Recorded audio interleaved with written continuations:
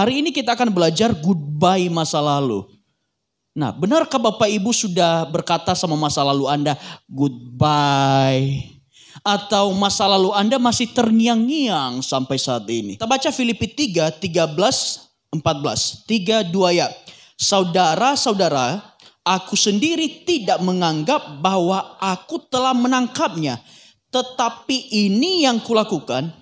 Aku melupakan apa yang telah di belakangku dan mengarahkan diri kepada apa yang di hadapanku. Dan berlari-lari kepada tujuan untuk memperoleh hadiah, yaitu panggilan sorgawi dari Allah dalam Kristus Yesus. Nah, Paulus mengatakan, saya berusaha melupakan apa yang sudah di belakang dan sekarang saya mengarahkan diri terhadap apa yang di depan. Nah, Bapak Ibu perlu tahu, Bapak Ibu tidak hidup untuk masa lalu, tapi Anda hidup untuk masa depan. Amin. Tetapi kebanyakan Bapak Ibu Saudara, banyak orang yang masih terkungkung di dalam masa lalunya, sehingga diingat-ingat terus kesalahan masa lalu,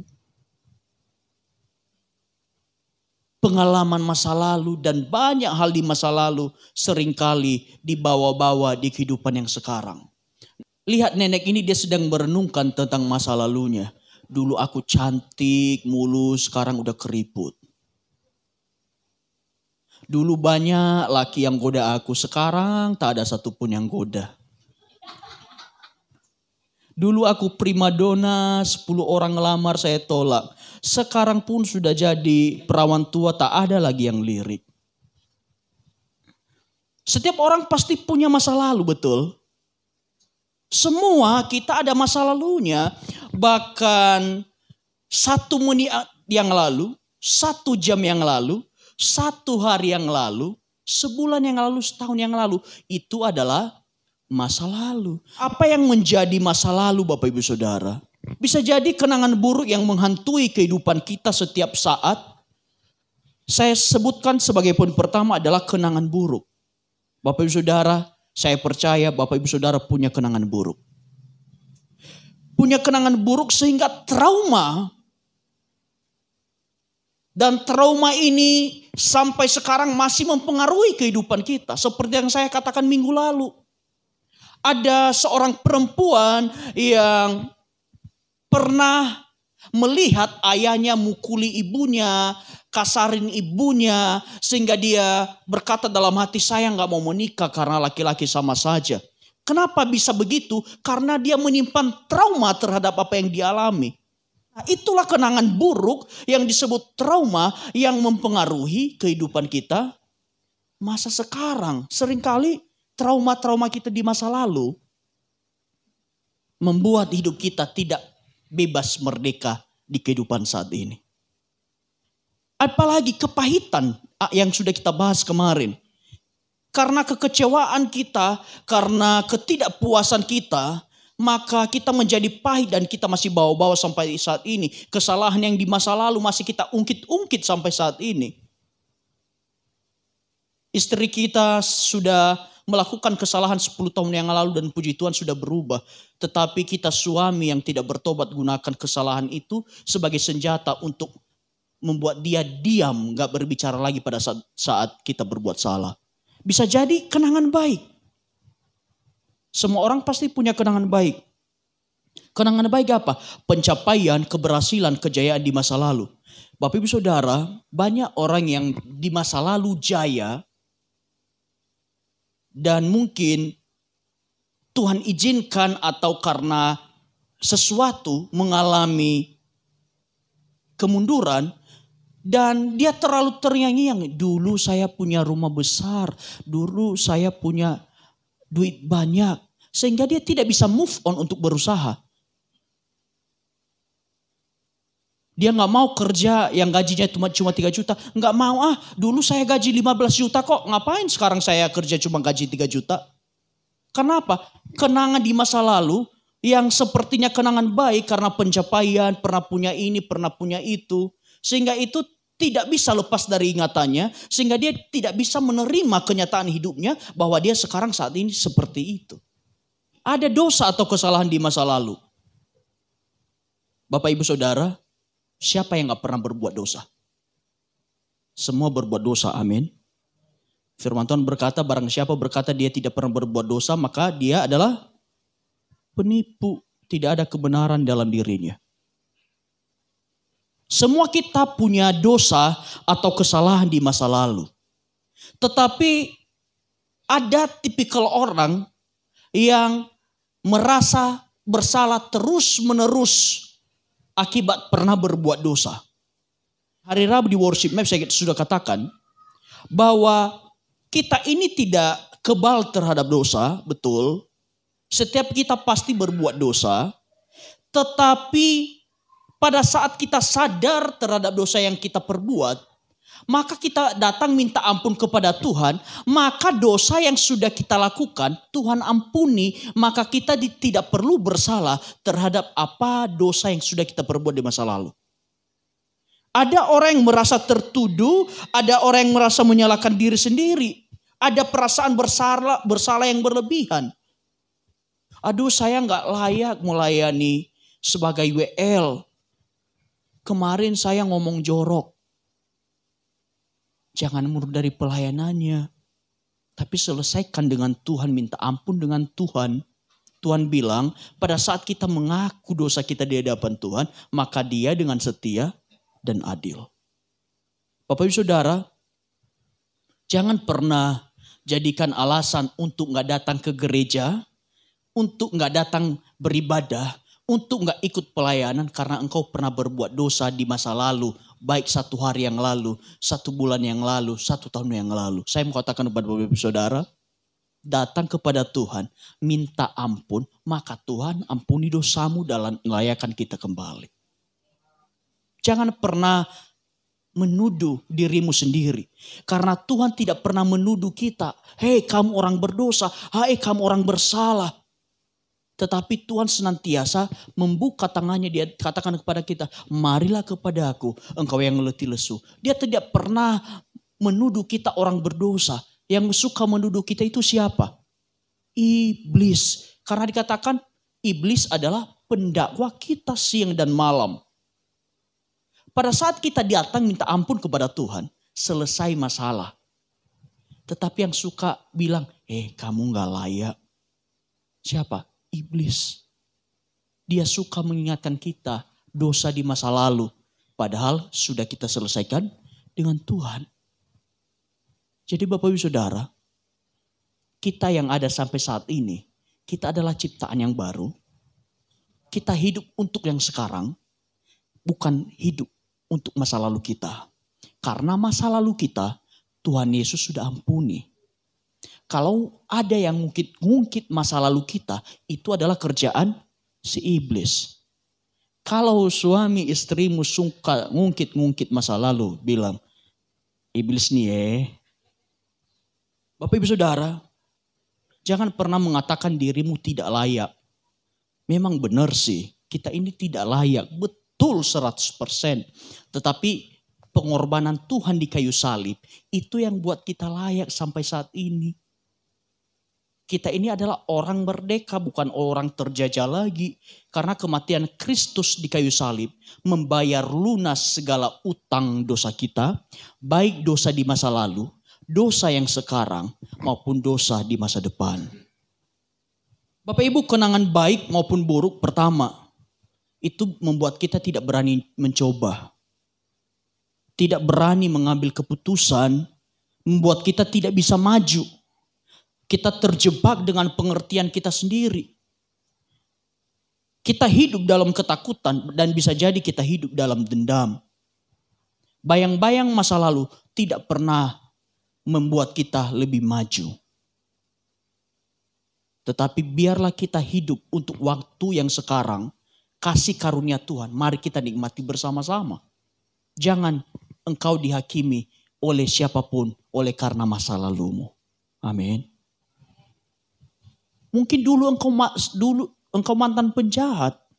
Tapi puji Tuhan engkau sekarang bertobat dan engkau cinta Tuhan. Memang akan ada omongan-omongan yang berkata, dulu dia penjahat. Iya. Paulus berkata, apa? Yang dulu itu kuanggap sampah. Tetapi hidup yang kuhidupi sekarang adalah hidup karena Kristus. Bapak Ibu Saudara, ayo kita move on dari masa lalu. 2 Korintus 5:17 kita baca sama-sama. Jadi siapa yang ada di dalam Kristus, ia adalah ciptaan baru. Yang lama sudah berlalu, yang baru sudah datang. Masa lalumu sudah berlalu, sekarang terimalah hidup baru di dalam Tuhan. Nah, bagaimana kita supaya bisa move on? Tadi di Filipi 13:14 dikatakan, aku melupakan. Filipi 3:8 kita baca sama-sama. 3:2 ya.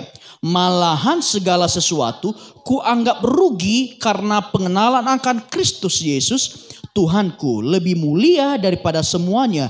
Oleh karena dialah aku melepaskan semuanya itu dan menganggapnya sampah supaya aku memperoleh Kristus. Bapak Ibu Saudara, siapa yang tidak tahu Paulus? Paulus ini seorang yang berpangkat, seorang yang intelek, seorang yang punya segalanya apa yang dia butuhkan. Dia orang kaya. Tapi dia katakan, yang itu kuanggap sampah. Masa laluku itu sampah karena tidak ada pengenalan Kristus di dalamnya. Malahan segala sesuatu kuanggap berugi. Dulu kerjanya Paulus apa? Mengejar orang Kristen dan membunuh orang Kristen. Kalau nih orang gak move on dari masa lalu, maka dia akan terus merasa begini. Aduh Tuhan, aku gak layak. Saya ini pembunuh orang Kristen. Aduh Tuhan, saya ini gak layak. Dulu saya membuat hatimu sedih. Tapi dia katakan apa? Saya melupakan apa yang di belakangku. Nah, hari ini saya berharap Bapak Ibu semua bisa berkata, saya melupakan apa yang di belakangku. Amin. Lupakan semuanya. Biarkanlah semuanya berlalu. Lanjut. Nah, melupakan berarti melepaskan. Let it go. Melepaskan itu begini Bapak Ibu Saudara. Masa lalu yang mungkin selama ini engkau genggam erat. Engkau pernah dikecewakan. Engkau pernah merasa tidak puas terhadap sesuatu. Tuhan bilang apa? Lepaskan itu. Karena apa? Tuhan hendak memberikan sesuatu yang baru kepadamu. Kalau kita terus menggenggam apa yang kita anggap menjadi kepunyaan kita nggak rela untuk melepaskan, sampai kapan Tuhan bisa memberikan sesuatu yang baru dalam hidup kita? Tetapi kalau kita mengerti, oke lah nggak apa-apa. Mungkin engkau pernah dipinjam uang, pinjam dulu 100. Dan sudah setahun ini engkau merana kapan uangku dikembalikan. Siang malam engkau berpikir 100 lumayan bisa beli ini beli itu. 1 tahun sudah menunggu. Padahal janjinya pinjam dulu ya nanti sore saya ganti. Ditagih sore besok pagi ya. Ditagih besok pagi minggu depan ya. Dan akhirnya nomor kita pun diblokir gara-gara uang 100.000. Bapak Ibu Saudara. Belajarlah untuk melepaskan kalau mungkin sudah setahun gak direspon. 100.000 kulepaskan untuk jadi berkat. Nah pada saat engkau rela melepaskan 100.000. Engkau sedang membuka pintu berkat untuk hidupmu.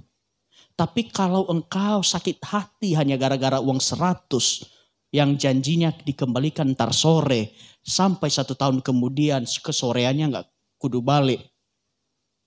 Dan engkau stres. Maka engkau gak bisa move on. Engkau gak bisa menerima sesuatu yang baru dari Tuhan. Kalau saya Bapak Ibu Saudara punya prinsip begini. Setiap orang pasti berbuat salah. Saya pun pasti berbuat salah. Maka saya tidak berhak menghakimi engkau. Karena saya juga berbuat salah. Tuhan bilang kalau engkau tidak mau dihakimi. Maka jangan juga menghakimi. Jikalau engkau masih menyimpan kesalahan dendam terhadap sesama jemaat, terhadap keluarga, adik kakak, Tuhan katakan hari ini kepadamu, lepaskan itu semua adalah sampah. Jangan hobi-hobi nyimpan sampah dalam hidupmu. Kalau mau hidup kita bernilai, Simpanlah sesuatu yang baik. Jangan hobi menyimpan sampah. Sengaja melupakan itu, kita sengaja melupakan. Misalnya tiba-tiba ingat, oh enggak, saya enggak mau ingat lagi. Sengaja melupakan meskipun ingat. Indikator melihat apakah kita masih kepahitan gampang.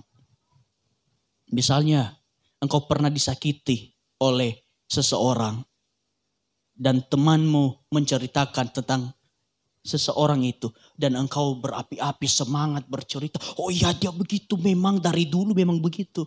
Berarti engkau masih sakit hati. Tapi pada saat dia bercerita, oh ini segini, ya gak apa-apalah, ampunilah dia. Berarti engkau sudah sembuh. Bapak saudara, kita mau menikmati hidup yang baru gak di dalam Tuhan? Lepaskan kehidupanmu yang lama, yang semuanya itu terkadang semuanya berisi sampah-sampah kehidupan. Terkadang Bapak Ibu banyak kejadian di masa lalu, tapi yang kita simpan bukan yang baik, tapi yang disimpan yang buruk. Terkadang kita hobi nyimpan kesalahan orang, tapi gak hobi nyimpan kebaikan orang. Terkadang kita lupa 1000 kebaikan orang hanya oleh satu kesalahan saja. Padahal ada 1000 kebaikan yang harusnya bisa kita simpan, betul? Tetapi terkadang kita hobi nyimpan kesalahan. Cuma satu kesalahan, itu yang kita simpan, itu yang kita ingat-ingat, itu yang kita taruh di depan mata kita. Padahal ada berbagai 1000 kebaikan yang pernah diperbuat untuk kita. Makanya ada Roh Kudus dalam hidup kita untuk memfilter mana yang baik, mana yang buruk untuk kita simpan dalam hati kita. Supaya hati kita ini jangan sampai jadi akar pahit. Kalau kita bisa melupakan apa yang ada di belakang yang sudah kita anggap sampah, maka engkau hari ini bisa berkata, goodbye masa lalu. Amin. Kedua adalah mengarahkan diri. Bapak Ibu Saudara, setelah kita melupakan masa lalu kita, maka kita harus mengarahkan diri kita. Kita jangan berada di barisan sakit hati terus. Kita sekarang harus belok arah. Hati yang sembuh, hati yang sudah dipulihkan. Arah kita adalah arah ke depan, bukan ke belakang. Arah kita itu ke depan, bukan ke belakang. Ke masa depan, bukan masa lalu. Bapak Ibu Saudara, jangan hidup dari masa lalumu, tetapi hiduplah untuk masa depanmu. Karena apa? Di masa depanmu Tuhan sudah menyiapkan segala rancangan yang indah, segala rancangan yang terbaik. Tuhan siapkan untuk hidupmu. Memang engkau pernah gagal di masa lalu. Engkau pernah berbuat salah di masa lalu. Tapi Tuhan berkata masa lalumu tidak penting. Yang penting adalah sekarang. Memang dulu kita orang berdosa, benar. Itu gak penting bahwa kita orang berdosa. Yang penting sekarang apa? Kita mau hidup dalam kebenaran firman Tuhan. Kita mau song-song hidup kita yang berkenan kepada Tuhan. Kita harus punya tujuan yang jelas. Bapak Ibu Saudara, kalau kita sudah sadar, contohnya kita orang berbuat dosa. Kita sadar kita punya kesalahan yang ini. Maka kita harus punya tujuan yang jelas. Jangan lagi jatuh di lubang yang sama. Tetapi berjalan dengan arah yang jelas ke depan, bukan ke belakang, dan punya tujuan yang jelas. Oke, saya sekarang mulai hidup saya yang baru di dalam Tuhan. Sekarang saya mau rajin berdoa. Sekarang saya mau rajin datang ke gereja ibadah. Sekarang saya mau rajin ikut persekutuan. Karena hidupku yang dulu bukanlah hidupku yang sekarang. Biarkan orang lain menghakimi arah masa lalumu. Tetapi biarkanlah Tuhan tuntun arah depan masa depanmu. Amin. Mata yang tertuju kepada Yesus. Bapak Saudara, mungkin kita berkata, di mana Pak kami harus mengarahkan diri? Ibrani 2 ayat 2, marilah kita melakukannya dengan mata yang tertuju kepada Yesus. Di mana ada Yesus, disitulah arah masa depanmu. di mana ada perintah Tuhan, disitulah engkau harus berjalan. Mulai sekarang arahkan diri kita untuk mengenal Tuhan lebih lagi. Jangan hidup dari kepahitan, jangan hidup dari kekecewaan, tapi hiduplah dari kasih karunia Tuhan. Amin. Lanjut ketiga, dan dikatakan terakhir, berlari pada tujuan. Kita akan susah berlari Bapak Ibu kalau masih banyak beban dosa atau masa lalu. Kita bisa jalan dengan bebas kalau kita sudah tidak ada ikatan masa lalu.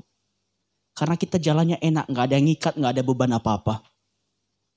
Tapi kalau kita masih banyak beban dalam hidup kita, seperti orang pikul ini kemana-mana, masa lalunya, kekecewaannya, sakit hatinya, pahit hatinya, dibawa kemana-mana. Sehingga dia gak bisa bebas kemana-mana. Kita di awal bulan sudah belajar, kita mau maju. Gimana dia bisa maju? Tertinggal terus karena apa? Bebannya berat. Kalau kita hidup untuk sekarang tapi masih terikat dengan banyak hal di masa lalu kita, maka saya jamin kita gak akan pernah maju, kita gak akan pernah bisa mencapai apa yang Tuhan janjikan. Bapak Ibu Saudara, tanpa beban akan membuat kita mudah untuk berlari pada tujuan. Tuhan mau arahkan kita kemana? Gampang. Karena gak ada ikatannya. Tuhan mau suruh kita kemana? Tuhan mau bawa kita naik tangga kemana? Mau naik level kemana? Mudah. Gak ada beban dosa, gak ada beban masa lalu. Tapi kalau kita masih menyimpan beban, maka itu yang membuat kita jatuh bangun di dalam Tuhan. Makanya jangan heran, ada orang yang jatuh bangun dalam Tuhan. Sudah jadi WL, sudah menyembah Tuhan luar biasa. Kok tiba-tiba hilang. Selama ini sudah rajin datang ibadah, mengenal Tuhan. Tapi kok tiba-tiba bisa hilang. Karena apa? Muncul kekecewaan, muncul sakit hati. Karena apa? Bisa ada seperti itu. Karena ada ikatan di masa lalu. Kalau kita mau hidup kita lurus, hidup kita luar biasa dalam Tuhan, kita harus belajar melepaskan segala masa lalu kita. Bapak Ibu, cuma satu tujuannya adalah biar kita semua ini dapat panggilan sorga yang sama. Pada saat nafiri berbunyi, engkau tidak terikat oleh karena apa? Kesombonganmu. Harusnya kita rapture, tahu rapture ya? Terangkat bersama-sama. Mungkin Bapak Ibu pernah lihat ketika nafiri berbunyi maka semuanya hilang. Tinggal baju. Nah jangan sampai kita sudah mau di rapture tapi kaki kita terikat. Masih ada kepahitan, masih ada beban amarah sehingga gak jadi rapture. Kita mau sama-sama dapat panggilan surgawi dari Tuhan. Untuk itu segala ikatan apapun itu mari kita lepaskan. Amin. Lanjut terakhir. Jangan biarkan iblis menghakimimu dengan masa lalumu. Tetapi hiduplah dengan kasih karunia Tuhan. Termasuk siapapun. Jangan biarkan mereka menghancurkan mentalmu. Mereka menghancurkan masa depanmu. Oleh karena mereka mengungkit-ungkit siapa engkau yang dulu. Tetapi Tuhan mau berkata, engkau adalah engkau yang sekarang yang beroleh kasih karunia Tuhan. Engkau mungkin banyak melakukan dosa di masa lalu, banyak pelanggaran di masa lalu, banyak kegagalan di masa lalu. Saya juga Bapak Ibu Saudara, ada kegagalan, ada dosa di masa lalu, tapi saya gak mau terikat dengan itu. Saya mau datang kepada Tuhan, saya minta ampun kepada Tuhan dan saya tahu Tuhan itu selesaikan semuanya. Dan saya menjadi orang yang hidup berkemenangan dalam Kristus. Saya juga Bapak Ibu rindu mengalami itu semua. Jangan sampai masa lalumu menghancurkan masa depanmu.